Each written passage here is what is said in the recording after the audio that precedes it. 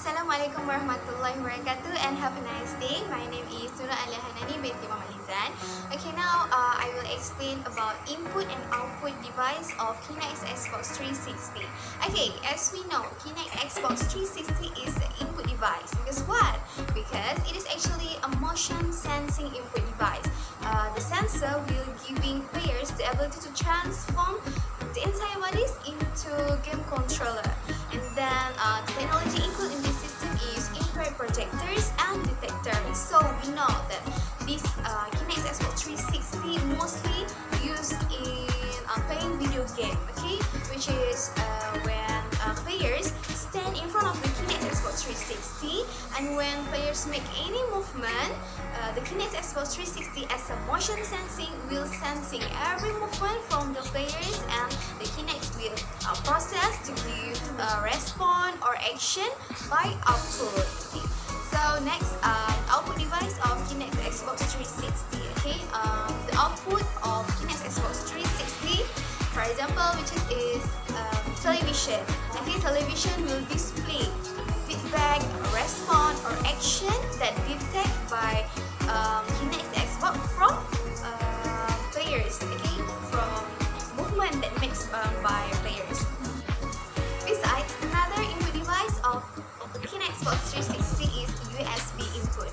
Okay, to connect this Kinex Xbox 360 with television, we need to use USB input. Okay, USB input on Kinex Xbox 360. We need to plug on at the port at the television. So when the USB plug on at the television, so the Kinex Xbox 360 and television connect each other, so they can process the system. So we know that Kinex Xbox 360 have two input device, which is the Kinex Xbox 360 and USB input, and the output is television. Okay, that's all for input and output. Assalamualaikum warahmatullahi wabarakatuh. Nama saya Nurna Kibah binti Muhammadi akan menerangkan tentang fungsi Kinex Xbox 360. Okey, antara fungsi Kinex Xbox 360 adalah Kinex ini dapat membaca motion atau gerakan tubuh seseorang.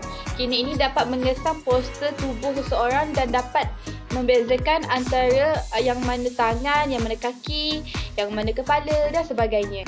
Okay, selain itu, terdapat beberapa game yang memanfaatkan data ini sebagai alat input seperti permainan Just Dance, iaitu permainan run yang meminta kita menari mengikut muzik.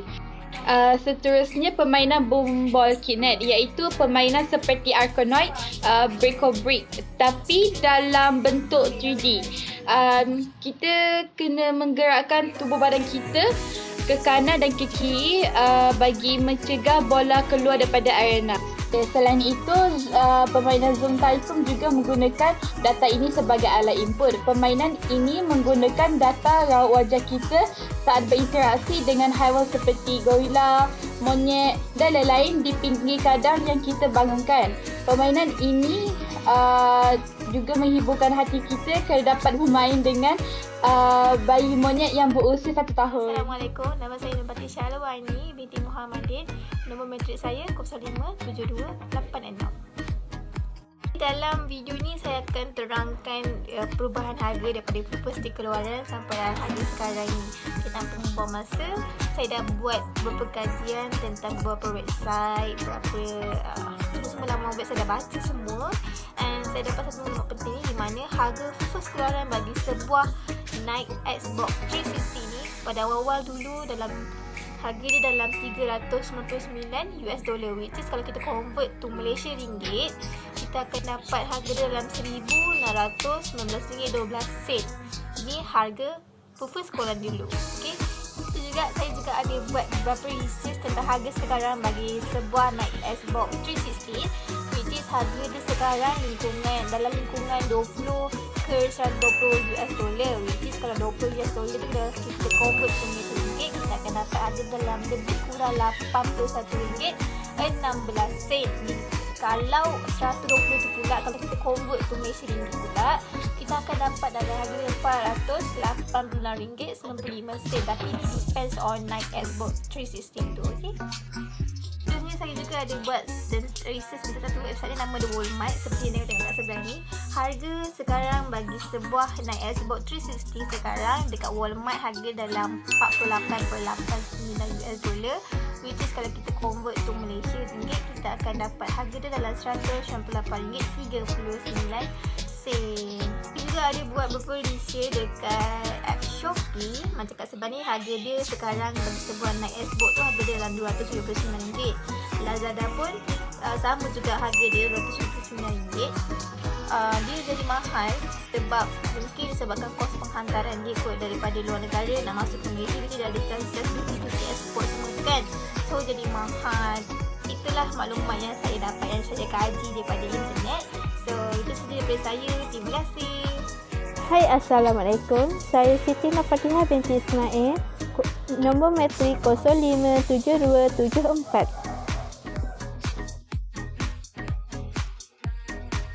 Yang pertama, alat kawalan gerakan bebas. Ia membolehkan pemain mengawal permainan menggunakan kombinasi penggerakan badan tanpa arahan lisan. Yang kedua, teknologi pengesahan gerakan yang mengganggukan. Contoh, pengecaman muka, suara. Tidak perlu perisai input data.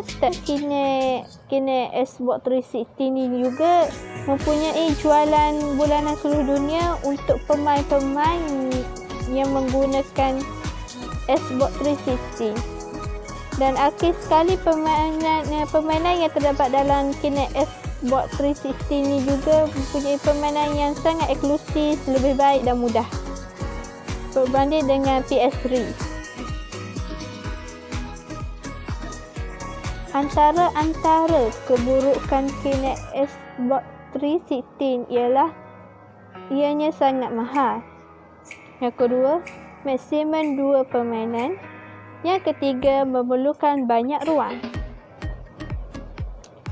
Kinect Xbox 360 juga mempunyai bunyi bising berbanding dengan PS3. Dan akhir sekali, keburukannya ialah masalah kebolehpercayaan. Contoh, waranti dia kurang pada setahun, dan juga dia masalah cakra. Saya akan menerangkan tentang suggestion of implementation bagi Kinect Xbox 360 ni. Antaranya, developer sepatutnya menambahkan lebih banyak local language, kerana ada setengah negara seperti Jerman, Australia, Afrika Selatan dan lain-lain. Jika mereka menggunakan voice input tu, voice mereka tidak dapat dikenal pasti oleh Kinect itu sendiri. Jadi dengan penambahan local language ni, mereka dapat bermain dan berkomunikasi dengan menggunakan bahasa mereka sendiri. Seterusnya ialah Kinect ni sepatutnya dipasang dengan lens yang dapat cover area yang lebih luas, kerana sesetengah user pernah mengadu bahawa area untuk mereka bergerak tu sangatlah limited. Jadi lens tu tidak dapat detect pergerakan mereka. Jadi dengan lens yang lebih besar ni, pergerakan mereka dapat didetect dengan lebih baik, dan lens tu juga dapat cover area yang lebih besar untuk pergerakan user tersebut. Seterusnya, Kinect ini sepatutnya dilekatkan dengan cooler. Sebagai contoh, kipas yang mesra bunyi ataupun silent fan. Hal ini kerana Kinect ini amat mudah untuk rosak jika terdedah pada sinaran infrared yang melampau. Sebagai contohnya, sinaran daripada cahaya matahari. Jadi sinaran infrared ni dia akan mengeluarkan haba, jadi Kinect itu cepat panas kan. Jadi kalau dengan cooler ni, Kinect tu dapat menstabilkan suhunya, dan juga dengan kipas yang silent ni, voice interface tu tidak akan diganggu, tak akan interrupted. Jadi user pun dapat berkomunikasi dengan baik. Kinect tu pun boleh tahan lama. Itu saja dari saya. Sekian.